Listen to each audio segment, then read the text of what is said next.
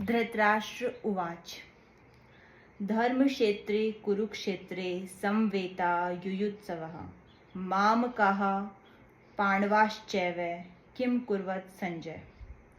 धृतराष्ट्र बोले, हे संजय, धर्मभूमि कुरुक्षेत्र में एकत्रित युद्ध की इच्छा वाले मेरे और पांडु के पुत्रों ने क्या किया। प्रश्न, कुरुक्षेत्र किस स्थान का नाम है और उसे धर्मक्षेत्र क्यों कहा जाता है।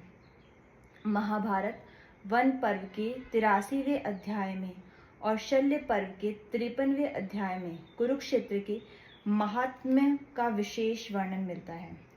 वहाँ इसे सरस्वती नदी के दक्षिण भाग और दृश्यद्वती नदी के उत्तर भाग के मध्य में बतलाया गया है। कहते हैं कि इसकी लंबाई चौड़ाई 5-5 योजन थी। यह स्थान अंबाला से दक्षिण और दिल्ली से उत्तर की ओर है।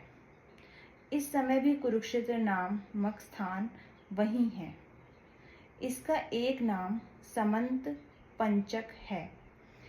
शतपथ ब्राह्मणादि शास्त्रों में कहा है कि यहाँ अग्नि, इंद्र, ब्रह्मा आदि देवताओं ने तप किया था।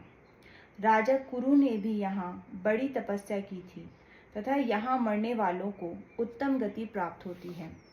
इसके अतिरिक्त और भी कई बातें हैं जिनके कारण उसे धर्म क्षेत्र या पुण्य क्षेत्र कहा जाता है। प्रश्न, धृतराष्ट्र ने मामकाः पद का प्रयोग किनके लिए किया है और पांडवाः का किनके लिए और उनके साथ समवेताः और युयुत्सवः विशेषण लगाकर जो किम अकुर्वत कहा है उसका क्या तात्पर्य है। उत्तर, मामकाः पद का प्रयोग धृतराष्ट्र ने निज पक्ष के समस्त योद्धाओं सहित अपने दुर्योधनादि 101 पुत्रों के लिए किया है और पांडवाः पद का युधिष्ठिर पक्ष के सब योद्धाओं सहित युधिष्ठिरादि 5 भाइयों के लिए। समवेता और युयुत्सवः विशेषण देकर और किम अकुर्वत कहकर धृतराष्ट्र ने गत 10 दिनों के भीषण युद्ध का विवरण जानना चाहा है कि युद्ध के लिए एकत्रित इन सब लोगों ने युद्ध का प्रारंभ कैसे किया, कौन किससे कैसे भिड़े और किसके द्वारा कौन किस प्रकार और कब मारे गए आदि।